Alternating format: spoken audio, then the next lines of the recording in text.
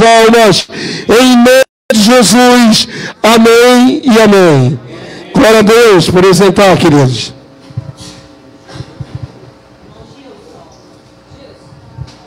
Vamos lá. Está faltando estudo aqui dentro, ó. Vamos lá, queridos, aula excelente, 7ª aula.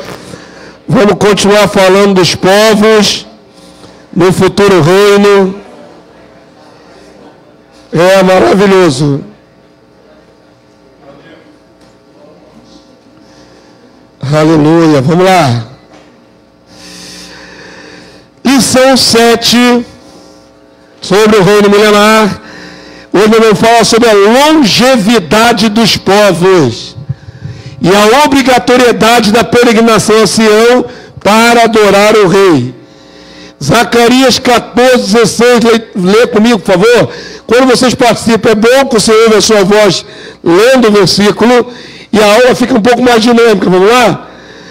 Todos os que restarem de todas as nações que vieram contra Jerusalém subirão de ano em ano para adorar o Rei, o Senhor dos Exércitos, e para celebrar a festa dos tabernáculos. Tabernáculo está vindo aí, não é? O calendário oficial de judeu é agora no mês que vem. Já vai ser a festa do tabernáculo. O mais interessante é saber que esta festa vai durar pelo milênio afora. É uma festa perene. A maioria dos cristãos não celebram a festa do tabernáculo, ignoram as festas que estão aí na Bíblia, né? Como já tendo sido cumprida em Jesus. A Páscoa se cumpriu em Jesus, ele é o nosso Cordeiro Pascal, não é? Pentecoste se cumpriu no derramamento do Espírito lá atrás, 2000 anos atrás. E aí eles veem as festas do Antigo Testamento como já cumpridas. Porém, a palavra profética diz que no milênio, todos os povos da terra vão ter que celebrar a festa dos tabernáculos. E por 1000 anos, é uma festa que não vai ter seu cumprimento profético simbólico. Ela continuará existindo por 1000 anos. Por isso, essa casa aqui, a nossa igreja, com esse entendimento, tem feito uma festa de gratidão em alusão à festa do tabernáculo. Todos os anos, há mais de 25 anos, que nós celebramos. Amém? Porque é uma festa que vai continuar pelo milênio afora, pelo reino afora, irmãos. Não vai cessar. Por que o povo tem que ir para lá para adorar o rei e celebrar a festa do tabernáculo? Nós vamos ver no decorrer da aula. Avança aí para mim. Vamos continuar a vislumbrar o futuro dos povos remanescentes, os sobreviventes, convivendo com os santos glorificados e com o rei Jesus. Para entendermos as mudanças estruturais desse reino implantado no mundo, precisamos, pela fé, admitirmos algo que parece inacreditável, mas que já foi realidade no mundo anterior, antes do dilúvio de Noé: a longevidade na carne mortal. Também veremos a lei régia que obrigará todos os povos a peregrinarem para Jerusalém, ao palácio, santuário, para que celebre a festa de Deus e adore o Rei Jesus. Então, eu falo de longevidade. Todas as vezes que eu falo disso, eu penso, pastor Damásio, como a gente é seletivo naquilo que lê na Bíblia, né? Algumas passagens para nós são tão estranhas que a gente deixa elas de lado. Mas você já leu alguma vez na sua vida, já ouviu falar que o pessoal antes do dilúvio vivia quantos anos até? 900. Para nós parece fantasioso. Parece que o povo da antiguidade, ou seja, Moisés, que foi quem recebeu as revelações que estão escritas em Gênesis, foi Moisés, ok? Os primeiros 5 livros. Parece que Moisés não sabia contar direito, ou usou outra tábua de régua de comparação muito primitiva, que você não deve levar em conta, que 900 na verdade eram 90. Não é, querido. O problema está na nossa incredulidade, Nós olhamos para a coisa fantástica na Bíblia e dizemos, não é possível. Porém, aconteceu de homens viverem na carne por centenas e centenas de anos. Aconteceu. O que devemos levar em consideração é que nós estamos num novo mundo na mesma terra. Esse mundo que agora habitamos não é o primeiro. Houve um primeiro mundo antes do dilúvio. Aquele primeiro mundo foi arrasado, destruído, mas a terra permanece para sempre. A base é a terra, mas já houve uma outra civilização neste mundo, nessa terra. Mundo e terra não é a mesma coisa na Bíblia, já expliquei isso várias vezes. Terra é a base. Mundo é tudo que adorna a terra, que está acima da terra. Aquele primeiro mundo foi lavado com água, destruído. A base permaneceu, a terra. Nós estamos num segundo mundo, na mesma terra. Ok? Por isso as regras do primeiro mundo, as regras de vida, o estilo de vida, até mesmo a fauna e a flora eram diferentes. Então isso faz diferença na longevidade dos povos. Vivemos agora no final dos tempos, e nós estamos em contagem regressiva para a volta de Jesus, mas eu diria que é um tempo de muita fraqueza estrutural, física, muita poluição, muito veneno, e nós não duramos quase nada na carne mortal. Então vamos comparar isso biblicamente, amém? Zacarias 2:10 fala dessa mudança de reino, vamos lá? Canta e exulta, ó filha de Sião, porque eis que venho e habitarei no meio de ti, diz o Senhor. Naquele dia, muitas nações se ajuntarão ao Senhor e serão o meu povo. Habitarei no meio de ti, e saberás que o Senhor dos exércitos é quem me enviou a ti.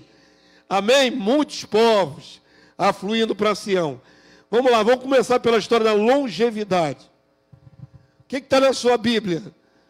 No mundo antes do dilúvio, os homens viveram centenas de anos.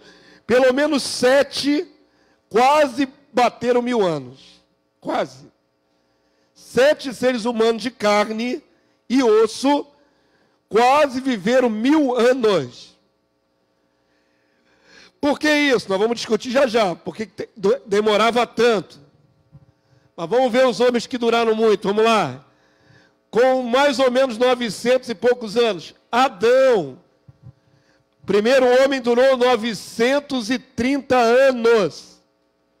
Quase 1000. Gênesis 5:5. 7. 912 anos. Gênesis 5:8. Enos. 905 anos. Gênesis 5:11. Cainã. 910 anos. Gênesis 5:14. Maalalel. 895 anos. Já estava bom pra caramba, né? Ainda mais que chegava inteiro, né? Não chegava caqueirado. Gênesis 5:17. Gered. 962. Olha, esse aí durou pra caramba, Gered. Gênesis 5:20. E Matusalém, que bateu o recorde, 969 anos. Quase 1000 anos o homem viveu. Gênesis 5:27. Quando você lê isso na Bíblia, você fica pasmo, incrédulo ou pensativo? Os três. Pelo menos foi sincero. Pasmo, incrédulo ou pensativo? Como é que esses camaradas viveram quase 1000 anos? Aí nós temos que começar a pensar em fatores que ajudaram o povo antes do dilúvio a viver tanto. Começando por Adão, né, irmãos? Adão é a matriz de toda a humanidade. Adão e Eva. São os dois seres humanos manufaturados por Deus. Eles não foram, surgiram de outra matriz. Foi o próprio Deus que plasmou o corpo e soprou a narina. Então, eu posso afirmar sem dúvidas que Adão era perfeito na sua constituição física. Porque Deus não ia fazer a matriz de toda a humanidade de material fraco, de matéria fraca. Então, provavelmente, com toda a probabilidade, Adão, a nível humano, biológico, orgânico, era um organismo perfeito. Eva, que gerou toda a prole dela e a humanidade junto, vai atrás desse grande Eva, também era uma mulher feita da própria mão de Deus, com constituição física, mental perfeita. Eu acredito que é o pecado que vai estragando tudo. Por exemplo, dizem aí os estudiosos, a ciência moderna, que nós não usamos nem cerca de 11% da nossa capacidade mental. 11%. Os mais inteligentes, sabe aquele negócio, já ouviu falar de QI? O coeficiente de inteligência da pessoa? Os mais inteligentes chegam a 15%. E os outros 80%, 70 e pouco por cento, que fica inútil. Por que não alcançamos a plenitude da capacidade mental? Porque estamos limitados desse jeito. Pecado. O pecado é um câncer, né? É uma doença degenerativa, que é na alma, mas que afeta também o ser humano como um todo. Então, partindo do princípio que o primeiro homem, a primeira mulher, tinham capacidade mental plena e que tinha uma constituição física plena, e olhando para a nossa realidade hoje, só vemos uma escala decrescente. Há uma degeneração do padrão inicial. Isso vai ficar claro quando eu mostrar a vocês o restante da história. Mas percebam, pelo menos 2 fatores para que os primeiros seres humanos durassem tanto. Vamos considerar essa longevidade. Proximidade genética de Adão, que foi criado perfeito em sua constituição. Então, os primeiros estavam mais próximos da matriz. Que mais? Segunda possibilidade, a atmosfera mais densa, protegida pela camada de águas acima da terra, quando ainda não havia chuvas. Estou usando até terminologia científica. Genética e a camada de ozônio, a camada de água que tinha sobre a terra. Você sabe que sobre a terra tinha uma camada de água, irmãos? Que até o final da construção da arca não havia chuva sobre a terra? Está escrito na sua Bíblia? Isso torna a arca um ato de fé. Porque hoje você sabe que tem água para todo lugar no mundo. Tem os oceanos, tem os rios, tem as bacias hidrográficas. Hoje você vê barco para todo lugar. Mas imagina lá no mundo primitivo, na primeira humanidade, não existia esses alagamentos gigantescos e não existia chuvas torrenciais. Era só um orvalhar para molhar as plantinhas. Era uma coisa amena no mundo todo. Então, quando Deus diz que vai destruir com água, é uma loucura. Ninguém sabe o que é. O que é destruir com água? Era uma incredulidade geral, porque não existia experiência com isso. E aí Deus manda fazer uma embarcação gigantesca. Para que serve esse monumento aí, esse negócio feito de madeira? A gente olhando em retrospecto, a primeira humanidade realmente descreu. Mas aquela arca era um sinal profético para a humanidade. Vai vir uma destruição e é com água. A palavra de Deus diz que vai se abrir as comportas do céu e essa aguaceira toda vai descer, ao ponto de inundar os montes mais altos da terra. Então, não foi só a água de baixo. A palavra, leia lá com detalhe no dilúvio, que veio a água que veio de baixo e veio a água que veio de cima. Havia uma camada de água sobre a terra. Que isso importa, pastor, para a longevidade? Importa. Hoje, não tem essa proteção tão densa. E aí, o que acontece? Os raios do sol, já ouviram falar de raios ultravioleta? Eles envelhecem as nossas células. Os raios ultravioletas envelhecem a nossa célula. Você precisa tomar sol, né? Que também só produz vitamina D com sol. Mas se for sol em excessivo, ela tem um poder de oxidar a nossa célula, então a gente envelhece mais rápido. Imagina um tempo em que não tinha chuva e os raios do sol não afetavam tanto o ser humano. Isso diminuía a propensão também do envelhecimento de célula. Ok? E são bases especulativas, mas plausíveis. Ok? Diga. Ah, microfone. Agora é a regra geral aqui, para o pessoal em casa ouvir. Fala, mulher de Deus. Tá não. Alô.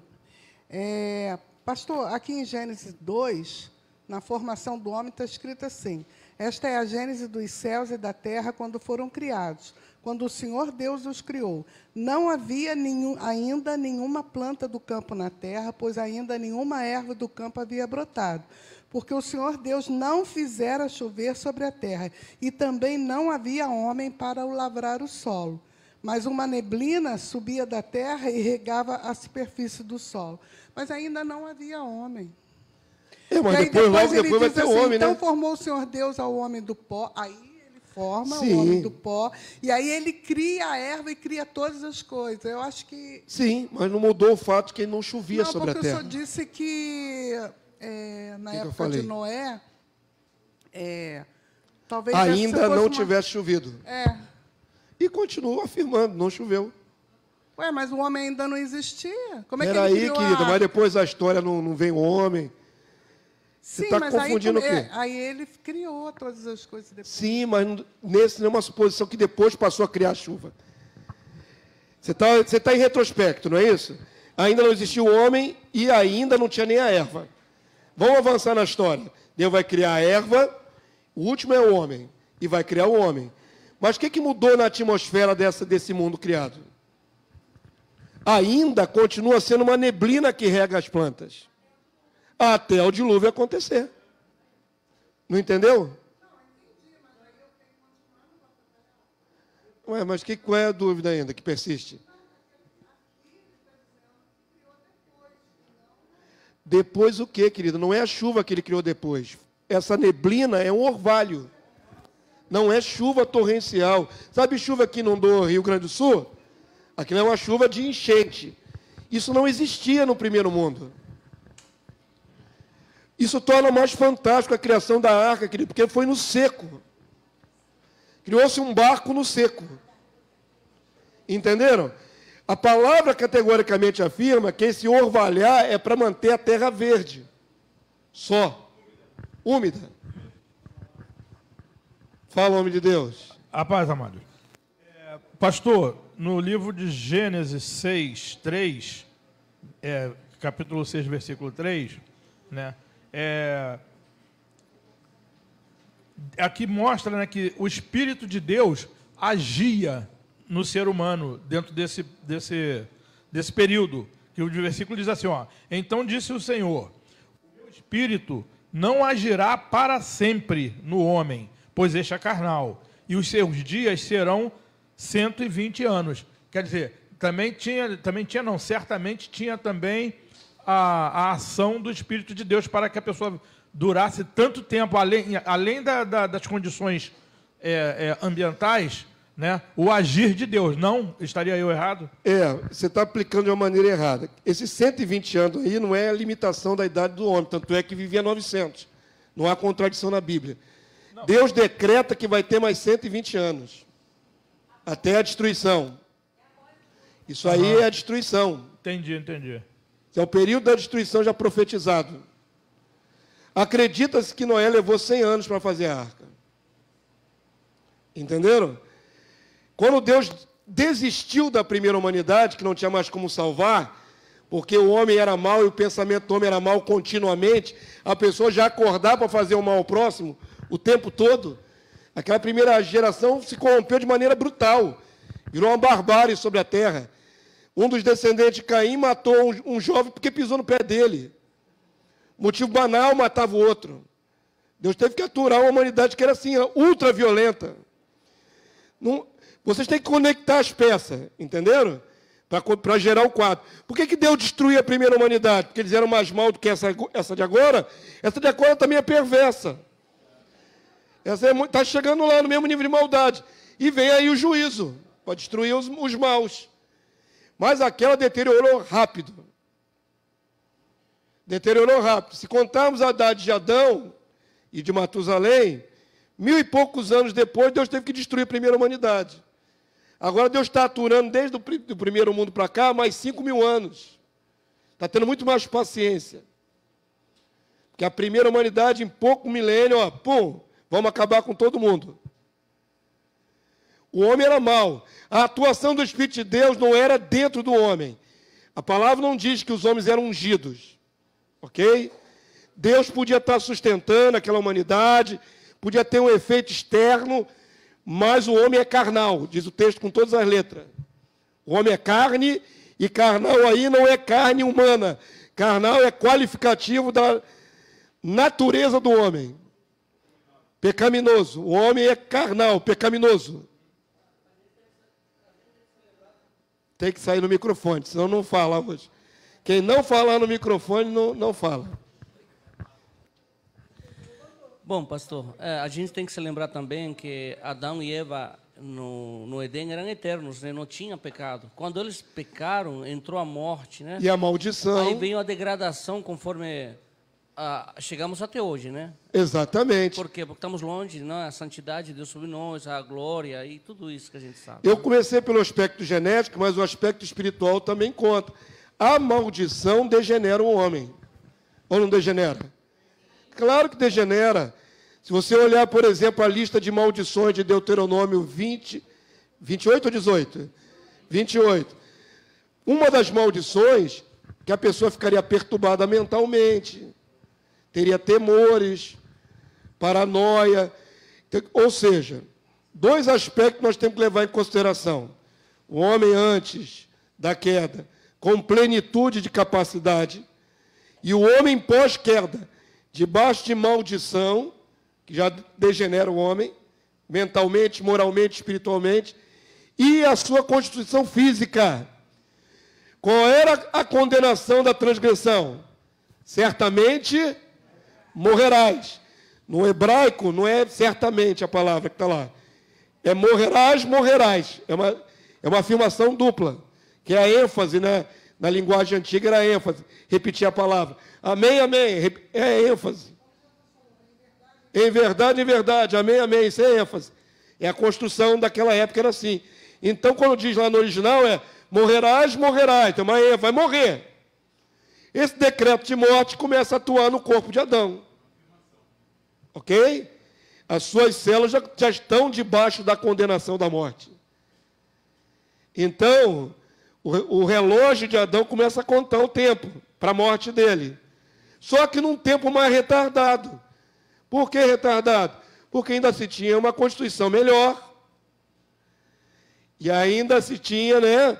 Era o início da humanidade. Os efeitos funestos do pecado estavam se desenvolvendo. Então, acredito que os dois fatores influem. Tanto a maldição, no aspecto da sua natureza ser atingida pela maldição, como a sua constituição física, por ser o primeiro homem, né? Aquele padrão de perfeição orgânica. O corpo de Adão devia ser perfeito organicamente, sem nenhuma comorbidade. Era um homem pleno, perfeito. Isso vai degenerar conforme vai gerando filhos e netos, e as suas posteriores gerações, vem começar o declínio. É assim que funciona. O decreto da morte está sobre nós. Você já nasce, sai do ventre sabendo que vai morrer. O decreto já foi liberado. Certamente morrerás. Por isso todo homem morre, todo ser humano morre. Pastor, eu acho interessante essa abordagem, né, que lá naquele tempo havia águas em cima, havia comportas que elas se abriram, porque existe uma teoria, vamos dizer assim, né, uma tese que eu acho que é válido a gente falar, gente, essa tese existe. Agora, Se o povo crê ou não, eu não vou entrar no mérito, mas eu sei que existe. A Terra Plana fala sobre isso, que essas águas até hoje existem. E essas comportas até hoje existem. Eu conheço perfeitamente. Em cima, existe isso tudo até hoje. Exatamente. Eu não vou entrar agora no mérito, senão a gente vai virar a aula da Terra Plana, é a aula da longevidade dos povos. Mas olha só, queridos, é inegável na sua Bíblia que haviam águas na camada superior. Isso é inegável. É inegável que não foi só a água de baixo que subiu, que a água de cima desceu. De maneira bruta, muita água. É muita água, não é essa chuva que nós temos hoje. Ok? Isso é inegável. Aí já se perguntaram, porque a gente lê também não só comentários cristãos devocionais, lê também cientistas cristãos. Tem pessoas muito inteligentes que são cientistas, mas são cristãos. Eles tentam equalizar as questões na Bíblia. Para onde foi a água do dilúvio? Para onde, teoricamente, foi a água toda do dilúvio? Evaporou? Uma ultra-evaporação que chegou a inundar a terra toda, até os lugares mais altos do mundo. Para onde foi esses bilhões e trilhões e 4 trilhões de água aí? Para o abismo, aí. A outra chuva, foi assim, igual o rolo, desceu tudo pelo ralo. Oh, Jesus. Vamos para uma teoria mais científica, mais plausível. Acredita-se que essas águas foram congeladas. As grandes camadas de gelo, irmão, Ártico e Antártico. Se aqueles icebergs lá derretessem, o que ia acontecer com aquela água toda? Inundaria tudo. Vamos avançar. No segundo mundo pós-diluviano, então, até o dilúvio é chamado primeiro mundo. Ok? Qualidade de vida diferente. Tudo diferente, atmosfera diferente. Viemos para o segundo mundo, pós-queda do homem, pós-dilúvio, juízo de Deus. Chegamos no segundo mundo, pós-diluviano. Noé entrou na arca com quantos anos? 900, que vocês chutam assim, ó. Olha para o texto bíblico, pelo amor de Deus. Chuta assim. Eu acho que foi 900. Pá! Meu Deus, ninguém sabe. O que está escrito na sua Bíblia aí? Não entra na arca quantos anos, irmão? 600 anos. Fugiram da aulinha da escola dominical da infância, né? As tias ensinam isso para as crianças. Eu também não tive, não, mas corri atrás depois. Eu também não vim para a igreja com criança, não. Eu vim adulto. Mas a gente corre atrás do entendimento. 600 anos está escrito na sua Bíblia, irmão. Já é muito, né? 600 anos. 6 séculos. Mas ele vai viver muito mais do que isso, ó. Noé morreu com 950. Ainda Noé é herdeiro da genética e da condição do primeiro mundo. Ele é a transição para o segundo mundo. Compreenderam isso? Por que Noé vive ainda 950? É muito tempo.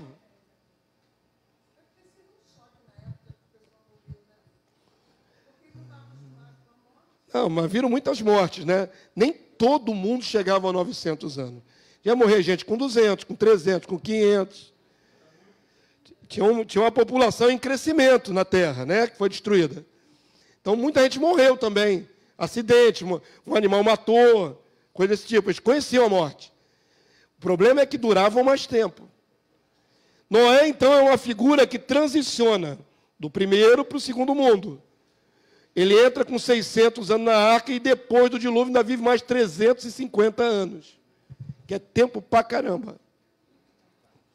Mas essa longevidade no segundo mundo vai cair dramaticamente. Percebam o declínio agora. Jerusalém foi em 969, Noé viveu em 950. Chegou perto de Matusalém. Não é? Aí vai acontecer o seguinte, o filho dele Filho de Sem viveu 438, até chegar a Abraão, que totalizou 175.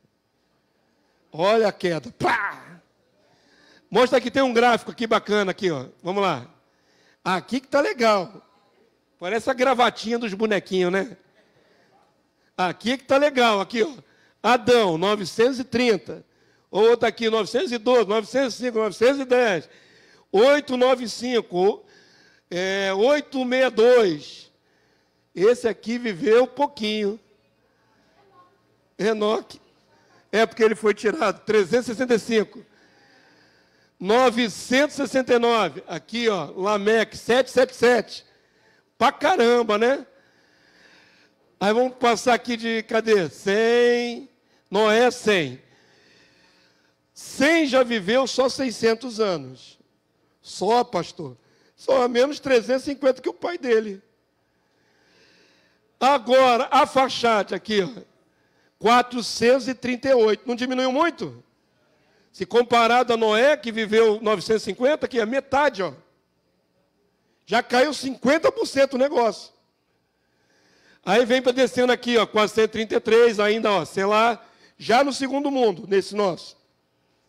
469. Aqui a queda de mais 50%. 239. Olha, em pouco tempo, ó. De um parente para o outro, 50% a menos de tempo. 239, 239, 230. De novo uma queda absurda de um para o outro, ó. Isso aqui são parentes diretos. 148. Um dá uma esticadinha aqui, 205. Abraão, 175. Isaac, os patriarcas, né, que Deus abençoa, 180. Jacó já cai um pouquinho, 147. E José do Egito, 110. Que já é mais a realidade do que uma pessoa chega nos dias atuais. Tem pessoas hoje que chegam a 112, 114 anos ainda no nosso mundo. 100 e quanto você vai fazer, varão? Comendo que nem você come? Eu te conheço, hein? Bebendo Coca-Cola? Vai não, filho. Sinto um motivo de te informar. Se tu abandonar hoje a Coca-Cola, talvez você dure um pouquinho mais. Chega não, chega não. Toma Coca-Cola, que é uma grandeza. Cadê o microfone para a irmã? Ó, ninguém se engane. Nós somos uma geração extremamente envenenada. Ninguém se engane. Conforme o senhor está falando, eu estou pensando, a atmosfera mudou. Então, geologicamente, a Terra em si mudou também após o dilúvio. Mudou. Maldita é a Terra por tua causa. A Terra é tudo. Geologicamente, fauna, flora, tudo. A maldição alcançou tudo. Aí eu faço um link, como o senhor ensinou na semana passada. Tem alguma coisa a ver com o derramamento das trombetas, com a coisa ou não? Tem nada a ver? Não. Tá. Trombetas, os ais, aquilo tudo que vai vir no final, é um juízo muito rápido até. Tá. Mas não tem nada a ver, não. Tá. Vamos adiante, então? Avança aí para mim. Ah, a velharia aí, ó. Tudo enrugadinho. Igual a tartaruga. Você quer viver 100 e pouco? Já era, varão. Tomando que... Já era. Já era. Olha como é que o negócio decresceu, irmão. De 900, você não chega nem bem a 80. Não chega bem. Pode até chegar a 80. Não chega lá em pleno vigor. Chega já meio caqueirado. Calataria já, a funilaria toda enrugada. É muito pouco. Salmo 90, 10. Leia aí o que a palavra de Deus decreta. Vamos lá?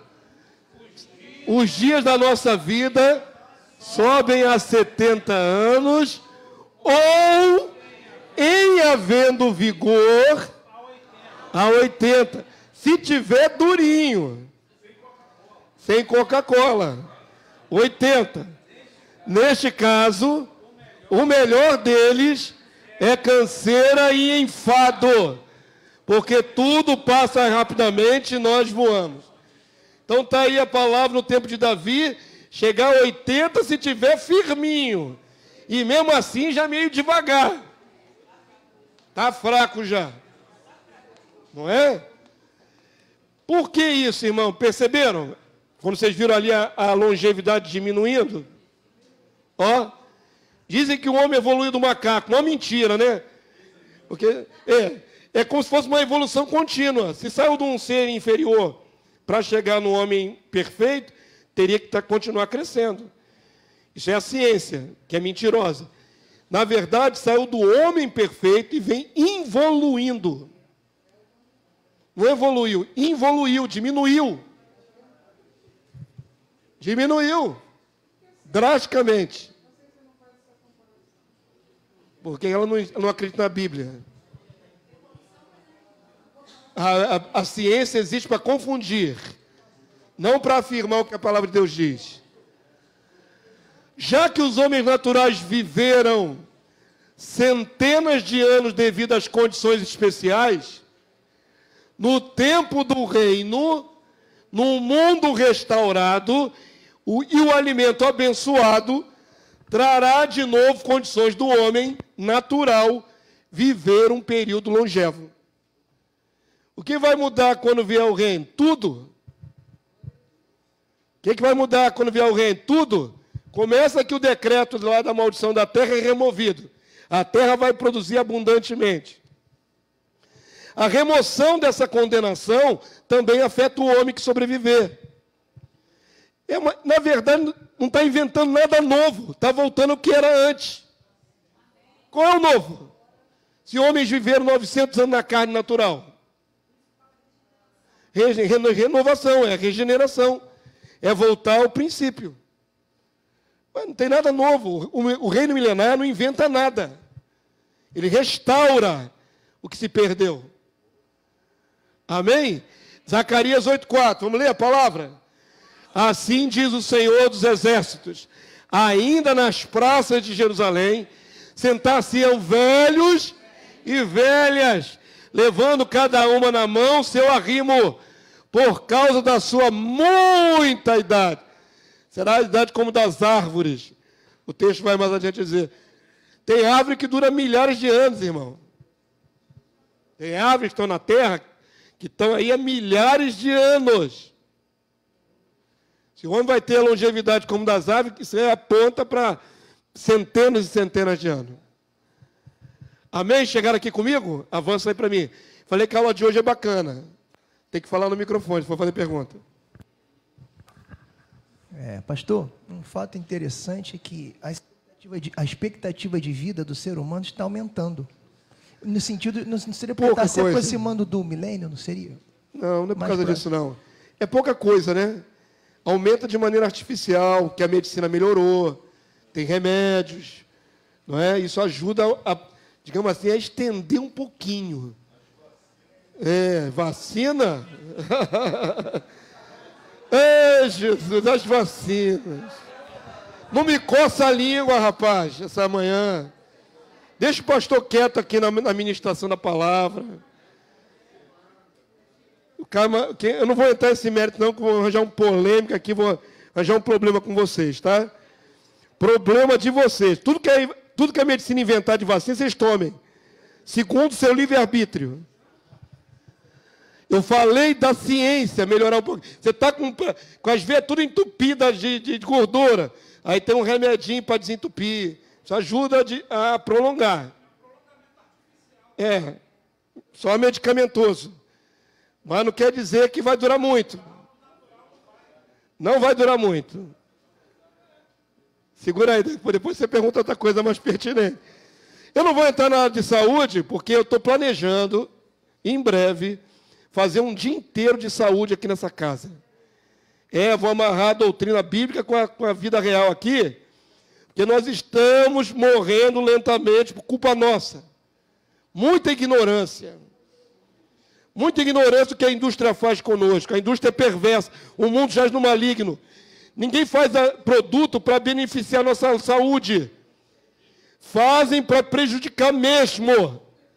E eu vou fazer um dia inteiro, aí eu vou falar da Coca-Cola, eu vou falar dos transgêneros, né, os alimentos transformados pelo homem, vou falar dos anabolizantes no seu frango, vou falar de tudo isso, irmão. Pastor, ama esse assunto. Um dia inteiro, e vai ser pouco. Vou trazer algumas pessoas, não sou eu sozinho, não, você já não gostou que a pessoa, o pastor vai falar 10, 11 horas. Não é eu sozinho, não, gente. Eu vou trazer outras pessoas. O tema é fundamental para a nossa vida. Vai ser devagar, irmão. 2 palestrinhas de manhã, para almoçar. Sem Coca-Cola. Sem porcaria. Vai ser um dia totalmente da saúde. Está no meu coração. Vocês não querem ser confrontados. Vocês não querem ser confrontados. Querem continuar se envenenando com seus veneninhos. E açúcar refinado e por aí vai. Vai ser um dia de libertação nessa casa. Libertação pelo entendimento. Farinha também. Não vou entrar nisso hoje. Eu estou guardando munição. Vou marcar a data. Outra questão interessante é que haverá nascimentos e criança entre as nações que vierem a morrer aos 100 anos. Por que criança vai morrer com 100 anos? E a criança ainda? Porque, de novo, o homem vai viver muitos anos. A expectativa de vida vai aumentar. E aí nascerão infantis. Tais crianças são inocentes até os 100 anos. Isso que é fantástico. E não incorrem na condenação do juízo. Deus não julga infantes. Ok? Existe uma data ali limite, que a criança é ineputável dos seus erros. São os pais que respondem pelas crianças. Quando a criança chega ali na fase da puberdade, ali na adolescência, ela se torna responsável pela própria alma.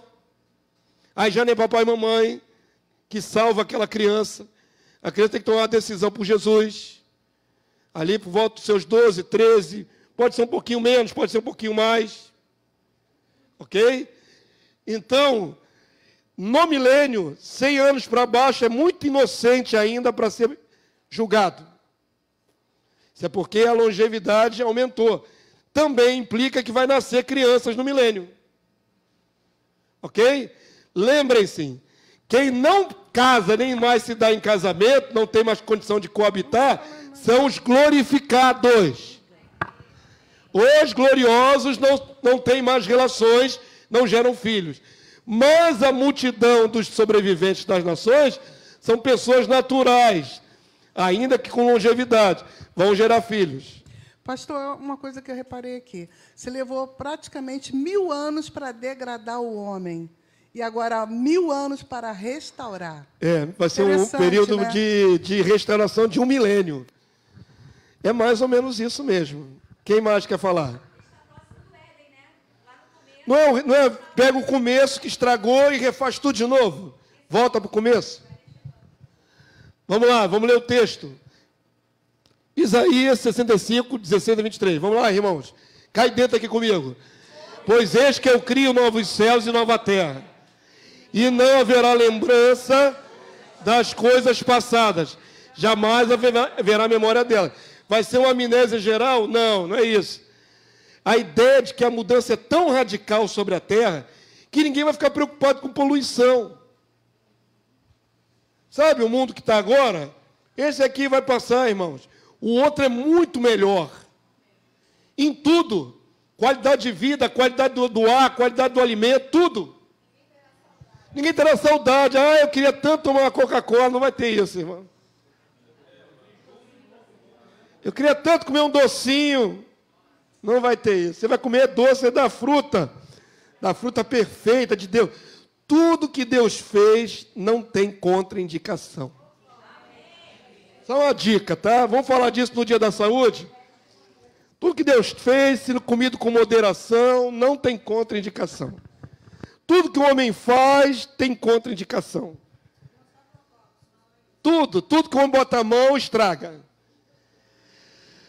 Verso 18, igreja, vamos lá? Mas vós folgareis e exultareis perpetuamente. No que eu crio. Porque eis que crio para Jerusalém alegria e para o seu povo regozijo. E exultarei por causa de Jerusalém, e me alegrarei no meu povo, e nunca mais se ouvirá nela nem voz de choro, nem de clamor. Não haverá mais nela criança para viver poucos dias, nem velho que não cumpra os seus, porque morrer aos 100 anos é morrer ainda jovem, e quem pecar só aos 100 anos será amaldiçoado. Abaixo de 100 anos não pode jogar maldição sobre aquele pirralho de 90 anos. Aquele gurizinho de 80. Não dá para amaldiçoar porque ele não é infante. Microfone para a irmã lá. Pastor Damásio, isso Sim. é muito importante, porque tem alguns irmãos que já está colocando as crianças agora nesses 100 anos. Não está se colocando que as crianças têm que aprender, têm que estar junto, porque pensa que seus filhos não terão julgamento.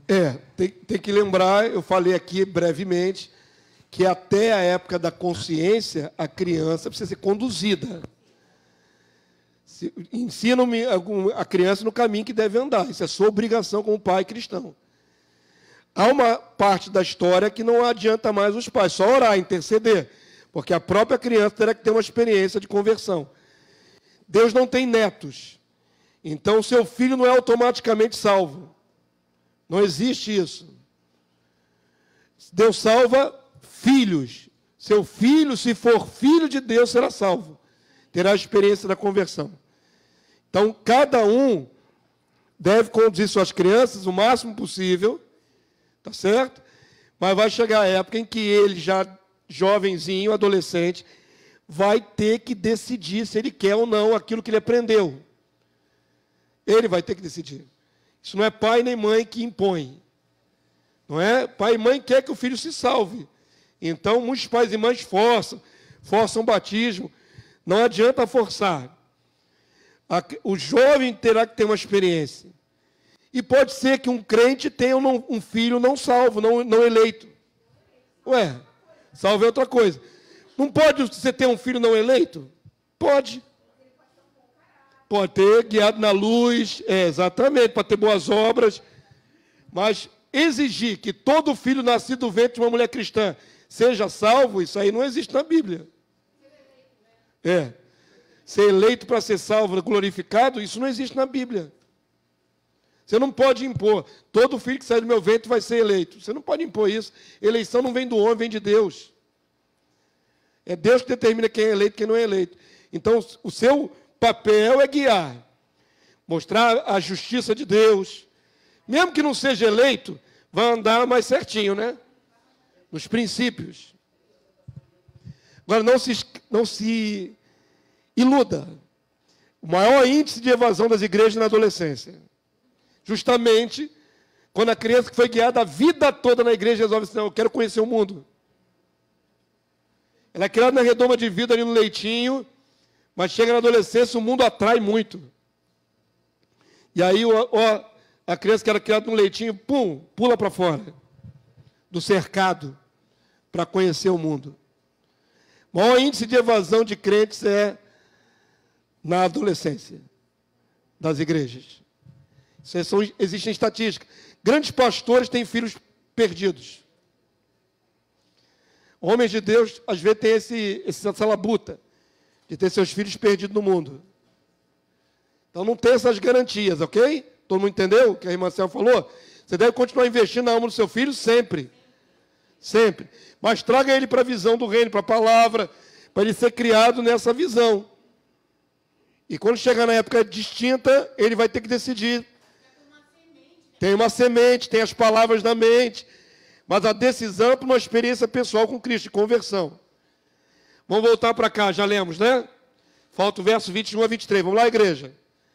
Eles edificarão casas, e nelas habitarão, plantarão vinhas, e comerão seu fruto. Não edificarão para que outros habitem, não plantarão para que outros comam, porque a longevidade do meu povo será como da árvore, aquilo que falei, tem árvore que dura muito tempo, e os meus eleitos desfrutarão de todas as obras das suas próprias mãos, não trabalharão debalde, nem terão filhos para a calamidade, porque são a posteridade bendita do Senhor, e os seus filhos estarão com eles. Deixa eu mostrar um detalhe técnico que você nem percebeu no primeiro texto. Crio novos céus e nova terra. Quantos perceberam que isso remete à eternidade e não ao milênio? Aí confunde muitos cristãos. Tem cristão que enxerga que terá o reino milenar. Mas quando vem Isaías dizer, eis que cria novos céus e nova terra, ele pensa que o milênio é a eternidade, quando ainda não é. Não é. Já vai ter uma mudança nos céus e na terra no milênio. É isso que o texto quer dizer. Ok? Não há choque nem conflito. A visão profética, ela sempre vê o todo. E às vezes, tempos muito distantes são unidos na mesma sentença. Só isso. A CPAD, eu coloquei uma resenhazinha na sua Bíblia, no seu estudo.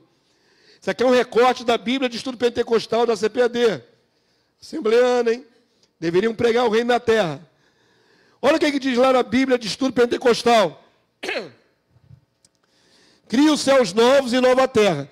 Esta profecia prediz o futuro do reino de Deus na terra. Isso aqui está na Bíblia da Assembleia de Deus, irmão. Incrível, né? Que eles não falem isso. Está na Bíblia da Assembleia de Deus. Oh, Jesus! Isaías fala a um só tempo da era da eternidade, em que o pecado e a morte já não existirão, versos 17 e 19.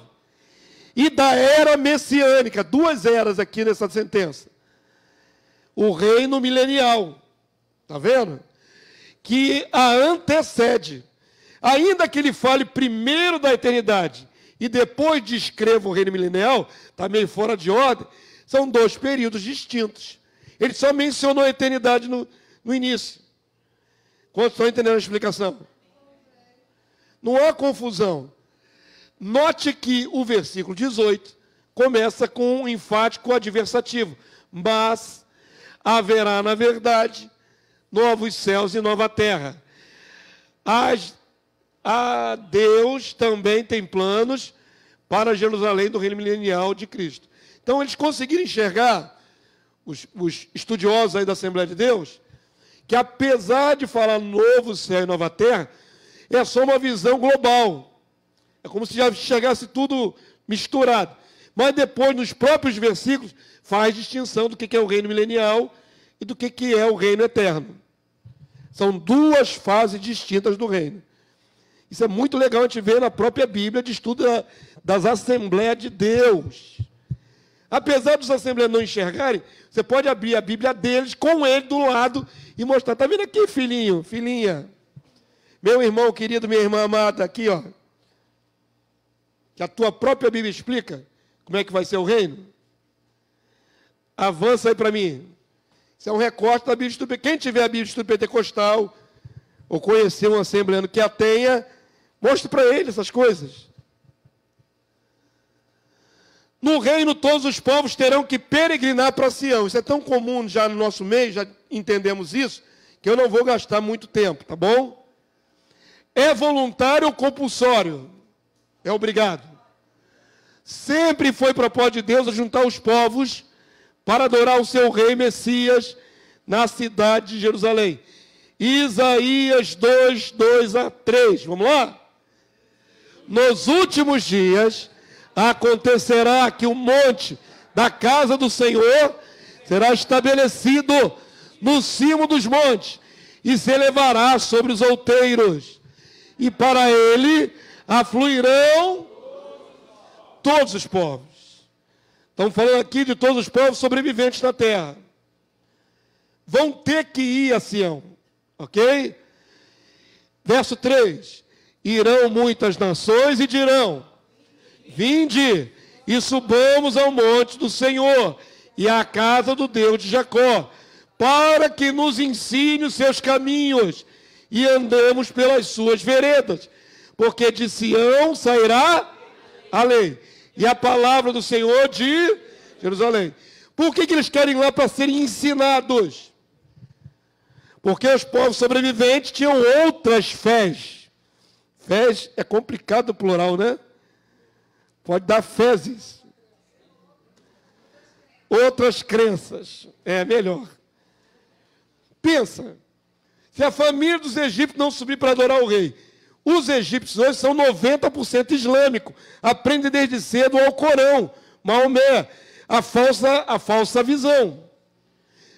Agora eles não sabem mais como é que vão proceder. Jesus está na terra, lá em Sião, vamos para lá aprender. Se ele é o Senhor agora, ele é o rei, eu estou vendo que o rei está na terra, não é mais por fé, né? Agora é por vista. Temos que ir para lá aprender. Tudo que eu sei é andar na lei do Alcorão. Eu tenho que aprender agora a lei de Yahvé, que sai da onde essa lei? Jerusalém. Jerusalém vai ser um centro de ensino para a humanidade. Eu acredito até que alguns de nós vão ser separados como professores lá em Jerusalém. Tomara que eu esteja nesse bolo. Ou no mundo, mas em Jerusalém vai ter a escola principal de ensinar a palavra para todos os povos. Quem vai ensinar? Jesus? Não, os sacerdotes. Diga, minha irmã.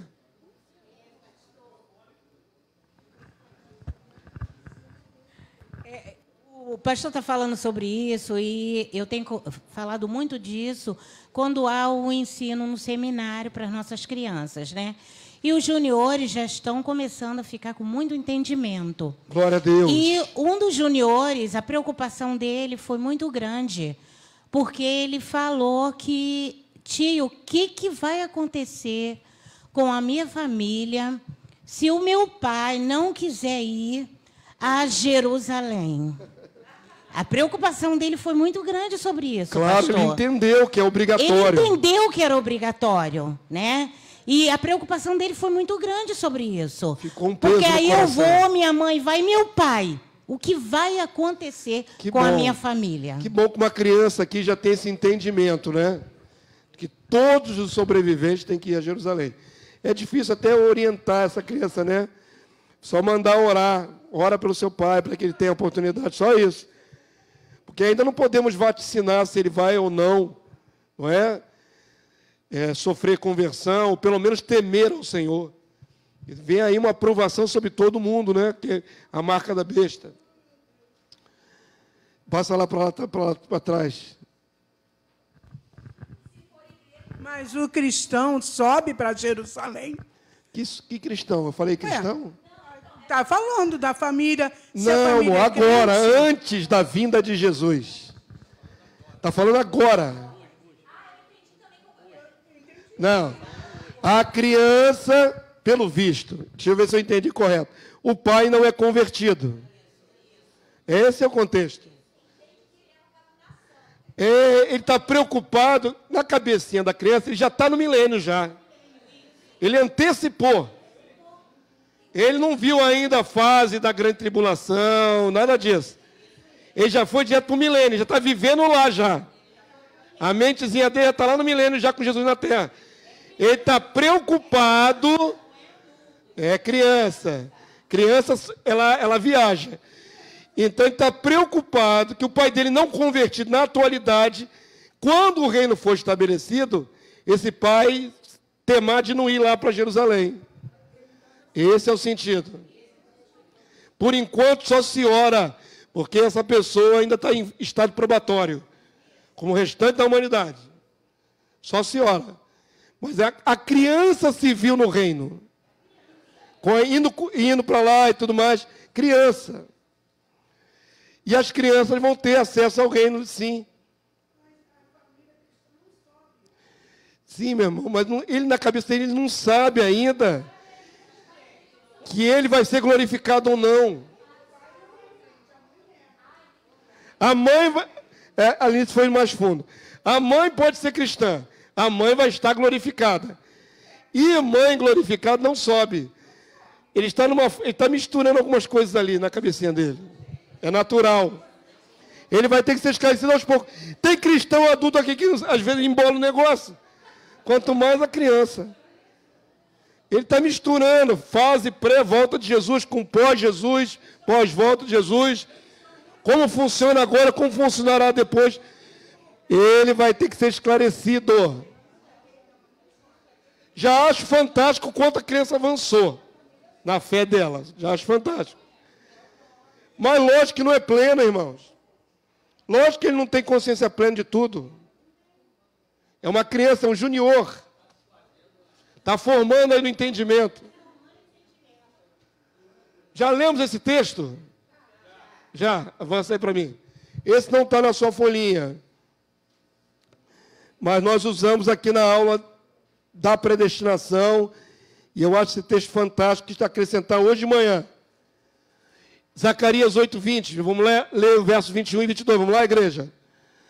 Assim diz o Senhor dos Exércitos. Ainda sucederá que virão povos e habitarão de muitas cidades. E habitantes de muitas cidades. E os habitantes de uma cidade irão a outra, dizendo: vamos depressa o quê? Suplicar o favor do Senhor e buscar o Senhor dos Exércitos. Eu também irei. É legal, é um diálogo, né? Um diz para o outro: vamos lá buscar Jesus. O outro diz: eu vou também. Um conversando com o outro. Verso 22. Virão muitos povos e poderosas nações buscarem em Jerusalém ao Senhor dos Exércitos, suplicar o favor do Senhor. Isso aqui que eu achei fantástico. Porque são povos que agora mudou o mundo.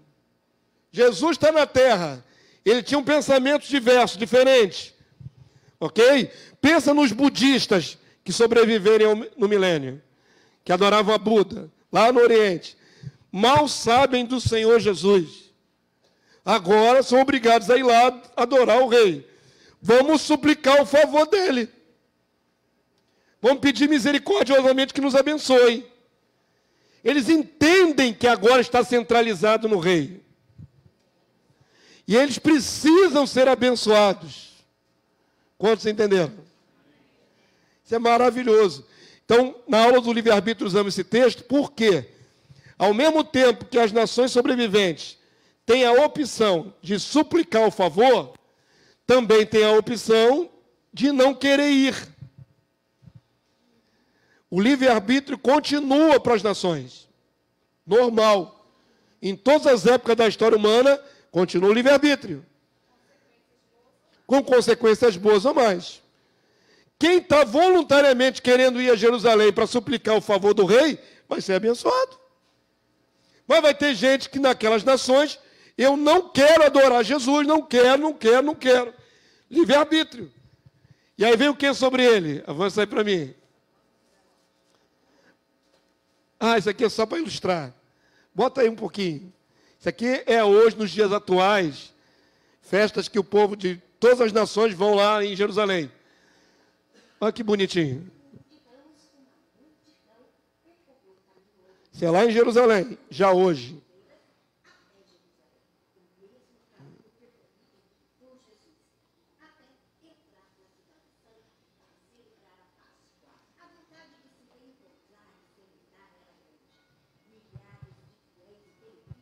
Olha como é que ficam as ruas de Jerusalém, dia de festa.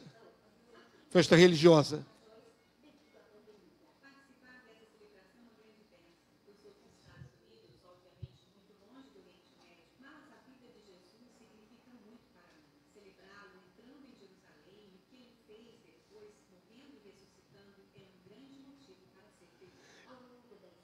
Essa veio dos Estados Unidos.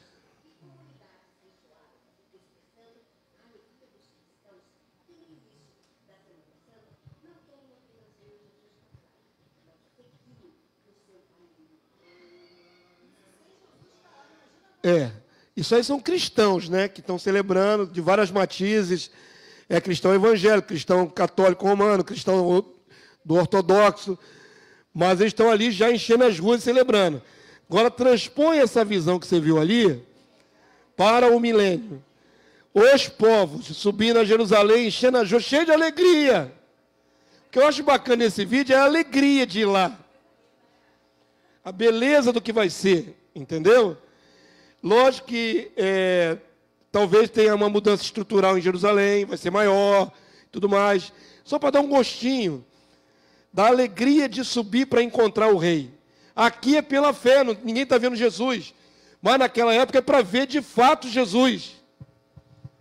Os povos irão lá para ver Jesus, que estará no seu trono. Amém? Você quer falar, varão? Então, cadê o microfone? Lá do outro lado, lá. Depois vocês dão um dinheirinho para o Gilson, que está fazendo papel, ele e sua esposa aí, ó, de carregadores de microfone. Estão ganhando galardão em cima de vocês. Tá ligado? É apontar o botãozinho para cima. Ele não quer falar, não. Falou. Hoje, né, muitas das vezes, quando fala de peregrinar para Jerusalém, né, os povos, normalmente a gente olha logo para as dimensões de Jerusalém e para a quantidade de pessoas que estão sobre a terra. E vemos impossível. É óbvio, mas isso não deve ser feito num mesmo dia, num mesmo momento. Exatamente. E existem outras situações. Nós, quando lemos esse versículo, nós unicamente enxergamos os limites da Jerusalém. Mas os limites reais é o que Deus deu lá desde o Grande Rio, até não sei o que lá. Acredito que seja... a cidade vai ser aumentada. Exatamente. Existem textos proféticos que falam que a cidade vai crescer muito. Exatamente. A cidade de Jerusalém atual tem uma dimensão. A cidade que será reconstruída para o rei tem outra dimensão. Hoje... Vocês viram que ali diz a palavra, por exemplo, que se elevará acima dos outeiros dos montes, enquanto o resto vai ser aplainado? Haverá uma mudança até geológica em Jerusalém. O Monte das Oliveiras vai ser fendido ao meio dentro de poucos anos, irmãos. O que hoje, eu nunca fui lá pessoalmente, é tudo a minha cultura de visão, de livro, de vídeos, mas sei que o Monte das Oliveiras fica de frente à cidade de Jerusalém. E a palavra profética diz que vai ser dividido ao meio, vai virar um vale. Então vai haver, por causa de terremoto, vai haver muitas mudanças geológicas naquele lugar. E a palavra profética diz que Jerusalém terá uma dimensão muito maior. A Jerusalém do milênio. Nós vamos estudar isso numa aula exclusiva sobre o templo do milênio, templo de Ezequiel, sobre esse assunto. Então, até a configuração da cidade vai mudar para maior. E não vai caber todos os milhões de pessoas ali de uma vez. Por isso, é importante entender que serão bolsões de almas, né? Peregrinando, não morando em Jerusalém. Para que vão a Jerusalém? Para habitar lá? Não. Vão a Jerusalém para adorar. Entra um grupo, adora Jesus, glória a Deus, e vai embora. Está vindo outros ali naquela mesma corrente ali humana ali. Eu acho que vai ser de contínuo. Porém, um grupo de cada vez. Nós vamos ver um texto que fala no final dessa aula que eles vão entrar por uma porta e sair por outra. Então, não entenda essa peregrinação como uma coisa limitada ao espaço e ao tempo. Um evento único, uma semana só. Tem todo o milênio para adorar Jesus, ok? Mas pelo menos, uma vez por ano tem que ir. Na festa do tabernáculo. Então, a festa do tabernáculo hoje, em Israel, é celebrada com 8 dias. No milênio, não sei se vai ficar espremido em 8 dias. Porque todos os povos têm que ir lá para adorar o rei na festa do tabernáculo. Então, eu acredito que haverá muitas peregrinações. Muitas, e levas de pessoas. Terminou de adorar Jesus, o que faz esse povo todo? Voltem para suas casas. É simples assim. Não é morada lá, ok?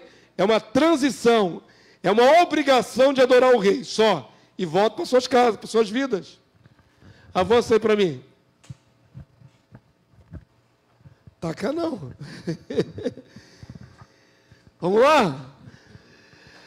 Ao profetizar sobre o período posterior à batalha do Armagedon e a derrota dos reinos subjugados ao anticristo, o profeta Zacarias antevê o rei Messias já entronizado em Sião, e os povos em redor sobreviventes, a maioria de origem árabe muçulmana. Lembra, Israel está encravada no meio de povos hoje árabes muçulmanos. Todos eles são islâmicos. Todos. Do norte da África, nordeste da África, aqueles povos em redor, o Líbano, que hoje está em guerra com Israel, todos são de matiz muçulmana. Aprendem o Alcorão.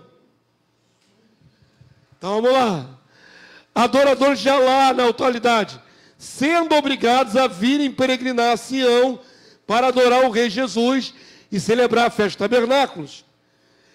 Esses povos ex-islâmicos não poderão peregrinar para Meca ou Medina. Como é que fazem hoje a peregrinação no mundo muçulmano?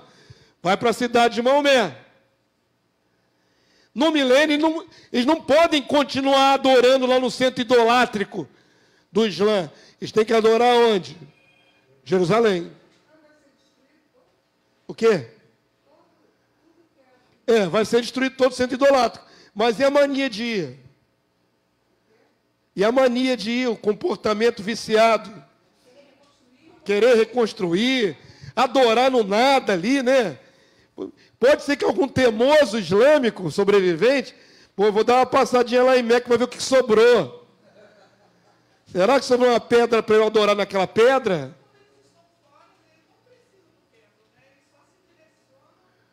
Sim. Mas eles têm obrigação, é por lei deles ter que ir àquela peregrinação. Quando não tiver, não pode mais, acabou. Tem que ir para Jerusalém, não para Meca, nem para Medina. É complicado isso, né, irmão? Olha, vou dar uma cutucadinha. A religiosidade é uma coisa triste. As pessoas se apegam a qualquer coisa. Entenderam? Eu falei assim, vai lá o cara, vê se sobrou uma pedra lá em Meca, para ele se dobrar diante de uma pedra. Mas é assim que o ser humano é. Se sobrar um pedacinho de pedra assim, essa aqui é a pedra aqui do templo antigo, eu vou idolatrar essa pedra. É assim que faz o ser humano. Então, no reino milenar, não pode mais. Tem que ir para Jerusalém, só Jerusalém. Quem não quiser ir, praga nele. Zacarias 14, 16, 18, 19. Vamos lá? Agora percebam o livre-arbítrio das nações. O reino é absolutista. Sabe o que significa? Hoje isso estranha. Os adeptos da democracia, que acham linda a democracia, maravilhosa. No reino não tem democracia. Democracia humana. É teocrática, é uma monarquia teocrática absolutista. É a lei do reino e acabou. Não tem essa da vontade humana. O que o homem tem ainda de liberdade no reino? Livre-arbítrio, livre decisão. É imposto a todas as nações que vão adorar Jesus. É imposto. Isso aí é obrigatório. Mas a pessoa pode decidir não querer ir? Pode. E problema de quem não quiser ir adorar Jesus. Porém, quais são as consequências? Zacarias 14, 16 a 19. Está tudo na sua Bíblia. É lindo quando a gente enxerga aqueles textos que antigamente a gente não ignorava. Quando não fazia sentido nenhum esses textos. 100 milênios, isso aqui não faz sentido nenhum. Era um texto estranho, que ninguém lia quase. Olha que coisa linda descrita aí no milênio, irmão. Vamos lá? Todos os que restarem de todas as nações que vieram contra Jerusalém, percebam que são nações inimigas. Mas sobreviveram, restaram. Foram contra. Na época da batalha do Armagedon, são contra. Mas vai sobrar gente dessas nações. Esses que sobrarem vão ter que fazer o quê? Subirão de ano em ano para adorar o rei. Uma pessoa que não veja o reino milenar literal pode espiritualizar isso aqui. Ah, então quer dizer que está profetizado que os povos islâmicos vão se converter a Jesus pela fé? De maneira nenhuma. Aqui não está falando de conversão pela pregação. Está falando que eles têm que subir para Jerusalém. Não é pregação. Não é pela fé adorar Jesus. Eles vão adorar o rei que vai estar lá em Jerusalém. No trono de Davi. É algo factual, histórico, presencial. Não tem nada de espiritualizar isso aqui. Para onde? Tem que adorar o rei, o Senhor dos Exércitos. E para quê, irmãos? Celebrar a festa dos tabernáculos. Obrigatório a todos os povos sobreviventes. Se alguma, aí vem a conjectura, se alguma das famílias da terra não subir a Jerusalém para adorar o rei, o Senhor dos Exércitos, o que acontece? Qual é a consequência? Não virá sobre ela a chuva. Pastor, o que tem? Eu não gosto de chuva mesmo? Não é isso, querido. Não é isso. Não é a chuva em si, é a bênção.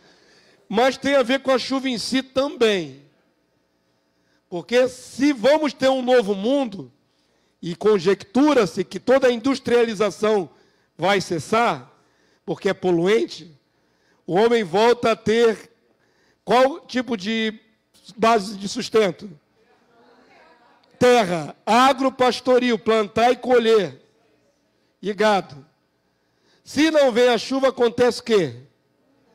Nada nasce, passa fome.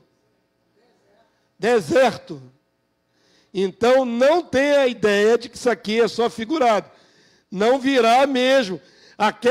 Eu fico imaginando até um negócio assim, bem setorizado. Uma casa com chuva e outra sequinha do lado assim. Porque ali particulariza, percebam, irmãos? Não fala nações, fala família. Quantos perceberam? Particulariza, diminui. Sabe, afunila. Nações, povos, tribos, e agora fala assim, família. Família é um grupo menor. O quintal dela, a casa dela, no milênio, debaixo de maldição. Perceba que não é a região toda, é a família. É direcionado. Cada um vai se construir, pode ter seu quintal, sua plantação, mas a família rebelde é amaldiçoada. Não a região toda, a família. Esse detalhe é muito específico, eu nunca me lembro de ter destacado isso antes. Não, acho que depois que ele passar fome, num instantinho ele corre lá pedindo misericórdia de Jesus. Isso se ele não morrer de fome, né, com a família dele. Esperar o ano passar, vai morrer de fome. Vamos lá, 18. Aqui, ó. Se a família dos egípcios, está vendo? Não subir, nem vier, não cairá sobre eles a chuva. Não só não tem chuva, como tem o quê? Praga, maldição. Virá praga, com que o Senhor ferirá as nações. Não quer adorar Jesus, desonra, praga neles. Que não subirem a celebrar a festa tabernáculo. Por que a festa tabernáculo é tão central no reino milenar? Porque é uma festa de colheita. É gratidão pelo alimento. É muita ingratidão a pessoa colher um ano inteiro, comer, encher o bucho e não agradecer. O pão nosso que cada dia nos dá hoje. Nós deveríamos agradecer cada dia o alimento. Você ora a comida, você agradece a Deus todo dia no almoço? Tem muito crente que já esqueceu dessa prática. Já acostumou, todo dia tem comida na minha mesa, para que eu vou agradecer? Caramba, mais um prato de comida, glória a Deus. Mais um prato de comida, glória a Deus. Eu posso comer nesse dia, glória a Deus. A ideia da dependência contínua de Deus, irmãos. Como pode uma família, num reino maravilhoso, que está dando alimentos abundantes, resolver que não é grata a Jesus, não quero saber de Jesus? Sendo que não é mais pela fé. Não. Entendam que não é mais pela fé. Pela fé é agora, que ninguém está vendo Jesus. Ele está na terra. Os santos glorificados estão espalhados pelo mundo todo. E o mequetrefe, o bendito da criação, resolveu, não estou afim. Não gosto de Jesus. Não gosto dos santos glorificados. Não gosto de Deus. É miserável. Praga na sua cabeça. Escolha sua. Escolha. É um reino absolutista, mas alguém pode não querer. E se não quiser, tem sanção. É simples assim. É o verso 19 para concluir. Este será o castigo dos egípcios e o castigo de todas as nações. O profeta particulariza os egípcios como um exemplo. Depois ele abre o leque. Qualquer nações que não subirem a celebrar a festa tabernáculo. A festa tabernáculo é probatório para o povo do milênio. Ou passa na prova ou é reprovado. Porque não ter gratidão num mundo sem Satanás, sem demônio, tudo abençoado, misericórdia. Entenderam? Não é à toa que eles são amaldiçoados. Porque ainda podem transgredir. É tão claro, é tão objetivo, é tão concreto, é tão crível essa profecia. Avança aí para mim. Isaías 60, verso 1 a 22. Estamos terminando, irmãos. Leia aí, por favor. Dispõe-te, resplandece, porque vem a tua luz, e a glória do Senhor nasce sobre ti. Porque eis que as trevas cobrem a terra, e a escuridão os povos. Mas sobre ti aparece resplendente. Resplendente é brilhante. O Senhor, e a sua glória se vê sobre ti. As nações se encaminham para a tua luz, e os reis para o resplendor que te nasceu. Levanta em redor os olhos e vê. Todos esses se ajuntam e vêm ter contigo. Teus filhos chegam de longe. Tuas filhas são trazidas nos braços. Então verás e serás radiante de alegria. O teu coração se estremecerá e se dilatará de júbilo. Olha que é tanta alegria que você quase tem um piripaco. É a ênfase do texto. Porque a abundância do mar se tornará a ti, e as riquezas das nações virão a ter contigo. A multidão de camelos te cobrirá. Os dromedários de Midian e de Éfa, todos virão de Sabá. Sabá é na África, rainha de Sabá. Trarão ouro e incenso, publicarão os louvores do Senhor. Aí vai todo mundo peregrinando e cantando louvores pelas ruas. Consegue imaginar? Louvores ao Senhor. Todas as ovelhas de Quedar se reunirão junto de ti. Servir-te-ão os carneiros de Nabaiote. Para o meu agrado subirão ao meu altar, e eu tomarei mais gloriosa a casa da minha glória. Amém, povo santo? Não é lindo tudo que vai ali anunciando? Percebam que tem aqui camelos. Vamos falar agora do transporte do reino. Avança aí para mim. Como é que essa galera vai peregrinar do mundo inteiro para Jerusalém?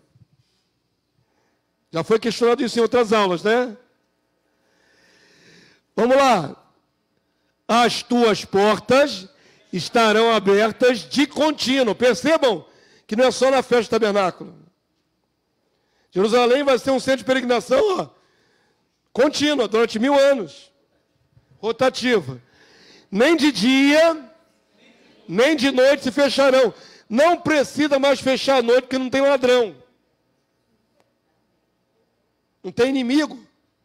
Porta aberta direto. Sabe quando era na década de 60, 70, que os muros eram baixos, e as pessoas deixavam até a porta aberta, que ninguém entrava. Não tinha nem muro. Num mundo pacífico como esse, não tem muro, a porta não precisa fechar. Para que entre as pessoas, vamos lá? Para que te sejam trazidas riquezas das nações, e conduzido com elas os seus reis. Há reis vassalos, ou seja, líderes das nações, vassalos ao reino de Deus. Verso 12. Porque a nação e o reino que não te servirem, juízo. Sim, essas nações serão de todos assoladas. A glória do Líbano virá a ti, o cipestre, o olmeiro, o bucho, conjuntamente para adornarem o lugar do meu santuário, e farei glorioso o lugar dos meus pés. Também virão a ti, inclinando-se, os filhos dos que te oprimiram. Olha que interessante isso aqui. Os descendentes dos inimigos de Israel, que sobreviveram, vão vir agora se curvando. Prostrar-se-ão até a planta dos teus pés, todos que te desdenharam, e chamar-te-ão cidade do Senhor, a Sião do Santo de Israel. Amém? Conseguiram enxergar todos os povos lá reverentes? Avança para mim, vamos lá. A igreja primitiva não aprofundou muito sobre as nações. Já li bastante a igreja primitiva, há pouquíssima referência. Mas não quer dizer que não tinha nenhuma referência. Irineu de Leão fala o seguinte, bispo Irineu de Leão: os que o Senhor encontrar na carne, Senhor Jesus, na sua vinda, encontrar na carne, esperando o vindo dos céus, depois de ter suportado a tribulação e escapado das mãos do ímpio, são aqueles dos quais fala o profeta: os abandonados sobre a terra sejam governados pelos santos e sirvam a Jerusalém. Então perceba que ali fala daqueles que vão ser servidores, não os santos. Os santos vão estar na posição deles. Eles se submetem aos santos. Amém? Como os povos transitarão para a peregrinação a Sião? Não há uma equiparação dos meios de transporte do tempo bíblico para o moderno nas profecias. Há indícios de que muitos virão de navios pelo mar Mediterrâneo. Aí sim, uma base bíblica sustentável. Ó. Isaías 69, os navios de Quitim. Então tem navio. Por exemplo, do Brasil para o meu Oriente Médio, como é que vai para lá, se não tiver avião? De barco. É plausível, né? Não há na Bíblia nenhuma alusão a avião, irmãos. Pastor, mas aí, não vamos chegar lá voando, a gente vai chegar lá voando com o corpo glorificado. Não é de avião. Ok? Mas fala de navio. E no mais, refere-se a transporte animal. Acabamos de ver dromedários, camelos. Está ali a referência.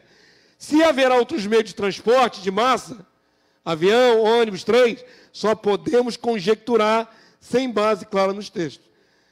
Ah, pastor, o Senhor vai inventar um outro combustível não poluente para continuar tendo carro. Eu não posso viajar tanto assim, irmãos. Qual é a base que eu tenho? Nenhuma. Aí já é ficção científica da minha cabeça. O texto não fala de ter carro motorizado, nem de aviões, mas fala de barco. Fala de montaria, né, de cavalo, de camelos, essas coisas. Amém? A pé. Muita gente virá a pé. Peregrinos andam a pé. Avança para mim aí. Por isso haverá estradas. Serão interligações, né? Unificando os povos na rota para Jerusalém, a capital mundial do Reino de Cristo. Certamente uma das passagens proféticas mais objetivas sobre o futuro dos povos está no livro de Isaías. 3 nações, atualmente inimigas, se tornarão fraternas e ligadas por uma estrada que unificará todos eles. Essa estrada hoje não existe, mas está profetizada. Ok? Vamos ler, a gente termina? Vamos lá, igreja. Naquele dia, apontando para o futuro, haverá 5 cidades na terra do Egito, que falarão a língua de Canaã e farão juramento ao Senhor dos Exércitos. Uma delas se chamará Cidade do Sol. Naquele dia, lá no futuro, o Senhor terá um altar no meio da terra do Egito, e uma coluna se erigirá ao Senhor na sua fronteira.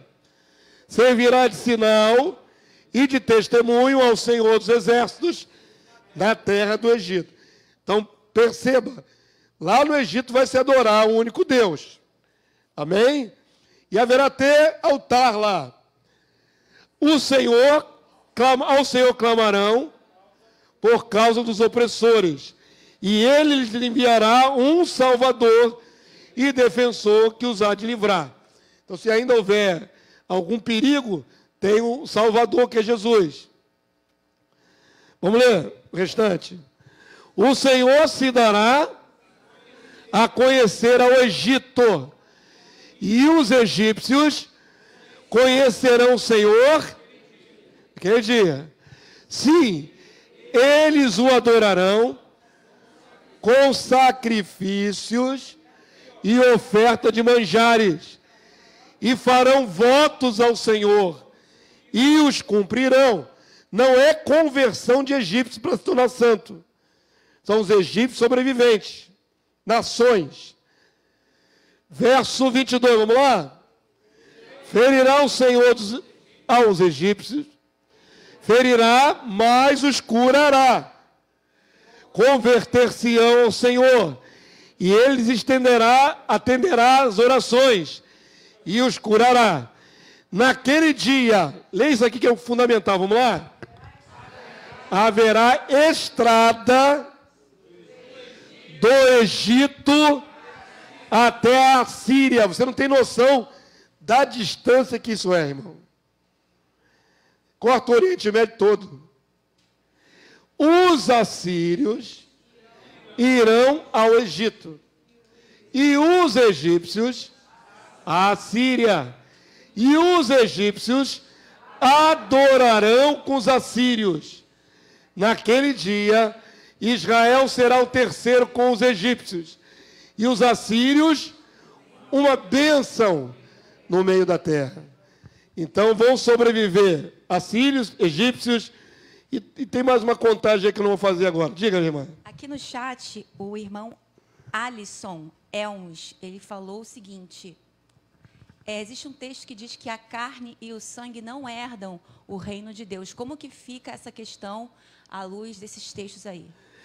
É muito fácil. Esse texto não diz respeito às nações. Esse texto é para a igreja. Está falando aí que os santos de Deus não entram no reino com carne mortal. Carne e sangue não é da reino de Deus, é no sentido que, para herdarmos nós, os eleitos, temos que sofrer o quê? Glorificação, transformação do corpo. E aí, isso não diz respeito às nações. Ah, tá. Aí, no caso, esses textos aí são as nações súditas de Cristo e da igreja governando sobre os povos na terra, não é isso? Percebam que eles trazem até sacrifícios. Pois é. Vai ser uma aula mais adiante, se haverá sacrifício das nações no reino milenar. Foi uma das matérias que mais tive dificuldade de entender. Depois que entendi, posso ensinar a vocês. Ok? Mas é para os santos. Carne e sangue não é da reino de Deus em corpo natural. Nós não podemos herdar com Jesus o reino ainda mortais. Nós temos que ser imortalizados. Isso não diz respeito às nações. Eles têm longevidade, mas não imortalidade. Eu acho que ele ainda não enxergou que essas nações, elas são os súditos de Cristo e não a igreja. E da igreja governando sobre os povos, e não é a igreja. Não é a igreja. Estamos falando aqui de nações mortais. São nações mortais. Igreja não entra no reino de qualquer jeito. Igreja entra glorificada, imortalizada. Agora vamos ver de maneira gráfica essa distância aí, ó. Que bacana, ó. Aqui é a Síria. Aqui é o Egito. Aqui no meio, Jerusalém. Ó. A Transassíria. Já deu até um nome para a estrada bíblica ali. Transassíria, esse camarada. É uma mente criativa, fertilíssima. Está vendo ali, ó? Isso é longe a beça, irmãos. Pertinho? São milhares de quilômetros. É longe, queridos. Aqui são milhares de quilômetros. Jerusalém está aqui, ó. A Síria está aqui, ó. É longe pra caramba. Do Egito para Israel, para Jerusalém, é perto. Está aqui, ó. Daqui já é Egito. Aqui para cá é perto. Mas da Síria para cá não é perto, não.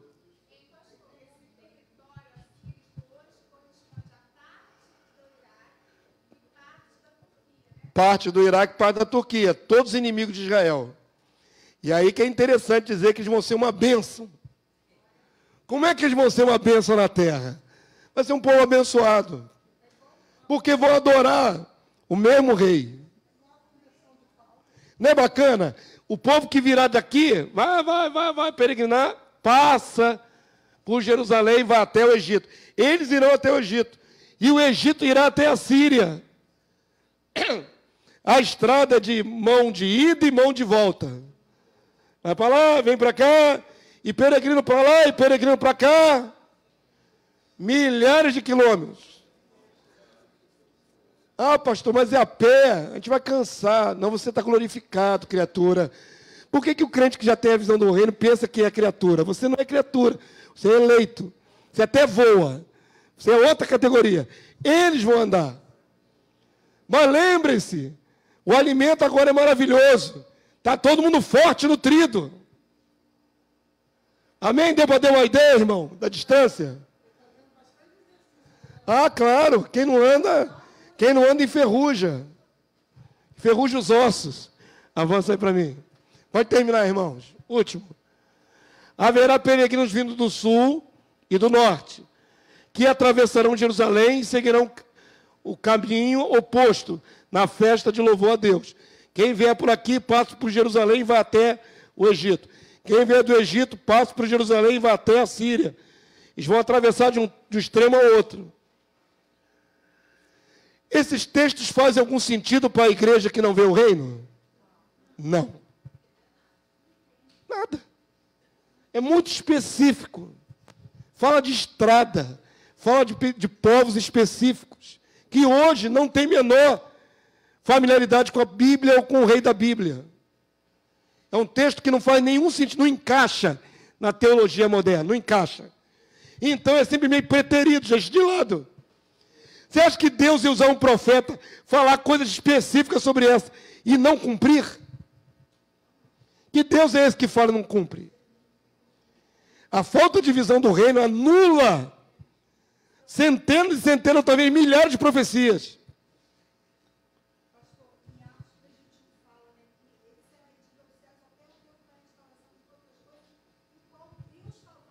Pelos profetas, seus santos profetas. Ela já falou agora. Não, só para o que estão assistindo, né, pela internet.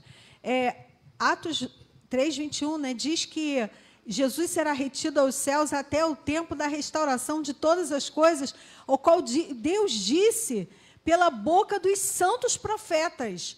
E ele vai cumprir. Como é que Deus falaria coisa pela boca dos santos profetas e não tem valor? Não vale nada, zero. A maior parte dos profetas do Antigo Testamento profetizaram sobre o futuro reino. Joga tudo isso no lixo porque a gente vai para o céu e acabou. Olha a ignorância, né? Eu aprendi com o pastor Gilberto aqui, analfabetismo funcional. Hein, pastor? Eu gostei tanto dessa expressão que uma hora vai sair uma pregação com isso, irmão. Hein, pastor? Eu amei essa expressão. Várias igrejas fazem campanhas, né, de ler a Bíblia em ordem, em ano, mas muitos textos eles vão ler e não vão entender só por causa da teologia, do milênio. Infelizmente, né, irmãos? Não vão entender. Nós temos conhecimento de pastores ligados à família que são amilenistas. E ele vai ensinar do jeito dele, espiritualizando as passagens. Eu queria saber, só queria uma chance de um amilenista sentar comigo, abrir esse texto da estrada que liga a Síria ao Egito e me explica como é isso aqui na vida da igreja, hoje. Por favor, usa a minha ignorância. Eu sou ignorante. Esse texto aqui é de Deus, foi Deus que falou. Eu estou entendendo isso de maneira literal. Será que eu estou errado? Se não é literal, me explica. Que raio de estrada é essa da Síria para o Egito? Droga! Eu queria um amilenista me explicando isso. Um! Pelo amor do santo Deus, qual o sentido disso, irmãos? Para a igreja. Vai ter alguém que vai ter uma criatividade mirabolante. Mas isso aí não é assim. É assado. É o quê? Não tem sentido. Deus não ia profetizar através de vasos na terra e jogar sua palavra no lixo. É pura ignorância. É o famoso analfabetismo funcional da maioria dos cristãos. Eu falo assim, vou parecer arrogante. Vai ter irmão, pô, pastor, está se achando muito. Você quer? Metido, ignorante. Você quer? Soberbo. Mas não é, querido. Leia a mesma passagem. Está em todas as Bíblias, de todos os crentes, de toda a terra. E chega um resultado tão diferente daquilo que está sendo dito ali. É cegueira, é ignorância. Por isso o pastor apelou para vocês trazerem o maior número possível de visitantes. Tem que abrir entendimento, irmão. A palavra é inerrante. Como eu já escutei, né? Não vou falar o nome da pessoa. A igreja, e a igreja também é o nome da pessoa, que é parte da minha família. Falou que, para eles, o Antigo Testamento é história passada. Então, eles valorizam que Nova Aliança agora é um Novo Testamento. Eu jogo toda a profecia no lixo. Toda a profecia, ele falou. Vamos partir só de Mateus para frente. Deus mudou. Como assim? História Deus passada. Imutável. Agora é o Novo Testamento. O foco é o Novo Testamento. E joga tudo que foi dito assim? no lixo. Porque se pegar o Antigo Testamento, não tem como. Não tem nada dizendo isso. E a ignorância é que a igreja não tinha Novo Testamento. A igreja, Paulo, apóstolos, os apóstolos só tinham o Antigo Testamento. E viam tudo isso no Antigo Testamento. O próprio Jesus lia só o Antigo Testamento. A igreja optou pelo Novo Testamento, que é mais fácil. É mais fácil, irmão. O Novo Testamento é Jesus cura, salva e liberta. Só isso, mais nada. Não tem reino. Eu quero que Jesus me salve, me cure e me liberte. E me dê o que comer, só isso que eu quero. Para que reino? É mais fácil. Vamos lá, porque já estamos estourando o tempo já. Alô, pastor. Tempo limite. O Novo Testamento... Alô. Eles trouxeram à luz o que estava oculto no Novo Testamento? Sim. Então, tudo já estava escrito no Velho Testamento. Tudo. E deu entendimento no Novo. Eu vou explicar em 1 minuto por que Paulo fala tão pouco do reino. Você já percebeu que Paulo fala muito menos do reino do que os apóstolos, do que os evangelistas? Você abre o livro de Mateus, reino, rei Messias, reino. Lucas, reino. O reino de Deus é assim, assado. Tu chega na casa de Paulo, que ocupa o maior espaço do Novo Testamento, quase não fala de reino. Ele não é que ele não fala de reino, ele fala pouco. Por que Paulo fala tão pouco de reino? Porque o ministério do apóstolo Paulo é o quê? Organizar a igreja. Paulo é voltado para dar formato à igreja de Cristo na terra. É o grande legislador do Novo Testamento, é Paulo. Ele ensina o que é certo e o que é errado na igreja. Carta de Paulo aos Romanos trata do pecado. Carta de Paulo aos Coríntios trata do pecado. Como disciplinar os que estão em pecado dentro da igreja. As cartas de Paulo são pastorais. Carta de Paulo a Timóteo, pastor Timóteo. Como é que você deve proceder na igreja? Segunda carta de Timóteo, como é que você deve proceder na igreja? As cartas são voltadas para a igreja, para cuidar de igreja, para direcionar a igreja, para dar a legislação da igreja. Paulo não gasta muito tempo falando do reino, mas se você vê em Atos dos Apóstolos, ele pregou o reino do dia que se converteu até a sua morte. Ele prega o reino nos Atos dos Apóstolos, mas nas cartas ele ajuda a formatar a igreja, dar a lei da igreja. As leis da igreja são paulinas. Por isso Paulo não fala tanto de reino. Aí a pessoa pega as cartas de Paulo, ignora o Antigo Testamento e vive uma igreja hermética, fechada. Uma visão fechada só no cuidar da igreja. E ignora o reino. Quando termina as cartas de Paulo, vem as cartas dos apóstolos. Não é? Vem aí João advertindo sobre o anticristo. E aí chegamos no Apocalipse. No Apocalipse volta uma enxurrada de reino. Os evangelhos falam muito de reino. Paulo e os demais apóstolos cuidam da igreja. E no Apocalipse volta a falar do reino estabelecido.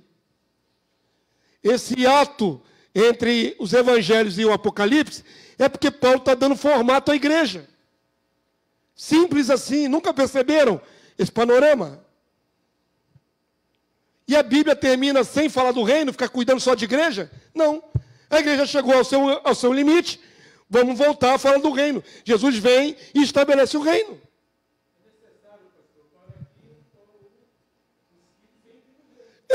Para os filhos entrar no reino, quais são as regras?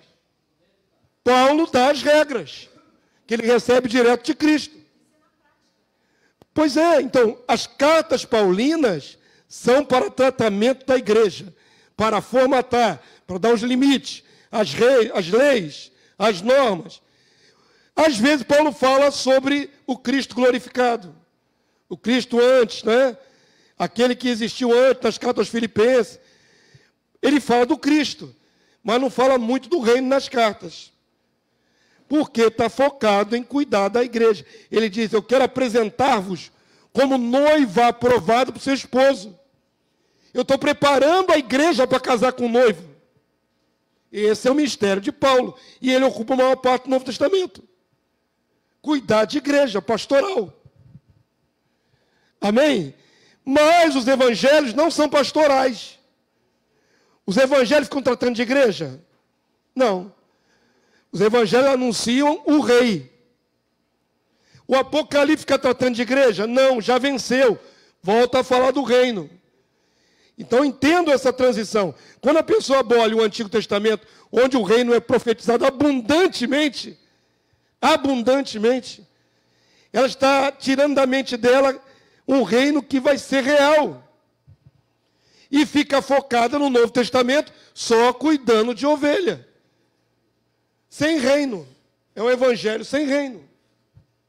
É isso que acontece. Eu tenho isso tudo já na minha mente equalizado, porque Deus revelou, a gente vai pensando, equalizei tudo isso. Talvez vocês não tenham percebido isso. Que Paulo não gasta muito tempo falando de reino. Apesar de ter a maior porção do Novo Testamento. Vamos finalizar, vamos voltar para cá. É uma ignorância abolir as profecias do Antigo Testamento em detrimento do Novo. Porque são funções diferentes, são complementares. Não são antagônicos, são complementares. Lições diferentes, tratamentos diferentes, amém? Entenderam? Tudo que fala do reino de Deus está no Antigo Testamento. Tudo. Toda a profecia do reino está no Antigo Testamento. O Novo vem confirmar. Ezequiel 46, 9 e Isaías 66, 25. Vamos lá? Tem que me sobrar voz para a noite, né? Eu vou pregar hoje à noite, viu? Vamos lá, Ezequiel 46, 9. Mas quando vier o povo da terra perante o Senhor, nas festas fixas, é possível que tenha também celebração de Páscoa, de Pentecostes. Que mais? Aquele que entrar pela porta do norte para adorar Jesus, sairá pela porta do sul. E aquele que entrar pela porta do sul, sairá pela porta do norte. Não tornará pela porta por onde entrou, mas sairá pela porta oposta. Só para a gente entender, por que será que não pode voltar pelo mesmo lugar que veio? Imagina milhares e milhares de pessoas em peregrinação para controlar esse fluxo e contrafluxo dentro da cidade santa. Não pode. Entrou, adora Jesus, segue rumo. Para deixar os outros vir. Isaías 16, 23, vamos lá? E será que de uma festa de lua nova a outra, e de um sábado a outro, virá toda a carne a adorar perante mim, diz o Senhor. Todo ser humano que sobreviver vai adorar o mesmo Deus. Vai vir diante do seu eleito, seu ungido, seu escolhido ali, o Rei Jesus. Tem que vir. Se não quiser, sofre sanção. Amém? Essa aula é maravilhosa, complementar tudo que você já viu até agora. Semana que vem não perca as cenas do próximo capítulo. Vamos ficar de pé, igreja. Ainda nem cheguei no templo de Ezequiel, vou chegar lá. Vamos falar dos sacrifícios de animais no tempo milenar. Olha, irmão, isso é chave. E domingo que vem é eleição, né? Droga. Porcaria. Então é na outra semana, irmão. Eu sou tão fora, tão out disso tudo, que eu não levei em consideração. Semana que vem não tem, irmão. Vá lá, cumprir seu dever cívico. Ok? Semana que vem tem eleições humanas. Agora, deixa eu aproveitar o gancho. Eu tenho cajado na mão, irmão. Cajado é para fazer assim na ovelha. Tum, tum, tum, na cabecinha dela. Tem gente que vai votar e não vota para cultuar a Deus. Cuidado, hein? Lembra do domingo passado? Culto é inegociável. Vá lá votar. Eu vou aproveitar para ver minha mãe, meu pai, meus irmãos que moram. Tá, vá lá, almoça com ele depois de votar e volta para o seu compromisso de adorar o seu Deus, que não tem nada a ver com eleição humana. Adore a Deus. Vote quem você quiser. Aqui nessa casa não tem partidarismo humano. Se alguém quiser fazer campanha aqui dentro, vai ter que passar por cima do meu cadáver. Nem santinho, nem panfletagem, nada. Aqui é totalmente proibido. Aqui é lugar de adorar a Deus. Amém? Estou falando para ser bonito, não. Estou falando porque é a prática de vida que eu levo aqui nessa igreja. Não há candidato, pode ser o mais bem intencionado. Não quero saber. É coisa humana, você vota segundo seu livre-arbítrio. Problema teu, quem você votar. Amém? Mas à noite vem adorar o seu Deus. Não começa o mês já que na infidelidade faltando culto, não. Santa Ceia. Não começa faltando culto, não, porque Deus não se agrada disso. Amém? Vamos lá, irmão, na paz do Senhor Jesus Cristo. Senhor, muito obrigado por essa manhã abençoada de entendimento. Senhor, como é bom, Senhor, gozarmos da Tua graça. A Tua graça nos abriu os olhos para a Tua profecia, para as muitas profecias. Pela Tua graça, o Senhor nos deu entendimento do que isso falava. Já houve um tempo, Senhor, que essas palavras não faziam sentido, porque críamos de outra forma. Mas hoje, Senhor, elas são maravilhosas aos nossos olhos. Nós antevemos pela fé um reino maravilhoso, justo, abençoador, onde muitos povos vão adorar Jesus, vão adorar o Rei lá em Jerusalém. Que esse entendimento não fique só conosco, mas possa se espalhar por todo o teu povo em toda a face da terra. Que a nossa boca seja uma boca profética, a anunciar as tuas verdades, a qual ninguém pode combater, Senhor. A tua palavra não nos permite errar. O Senhor nos deu o entendimento certo.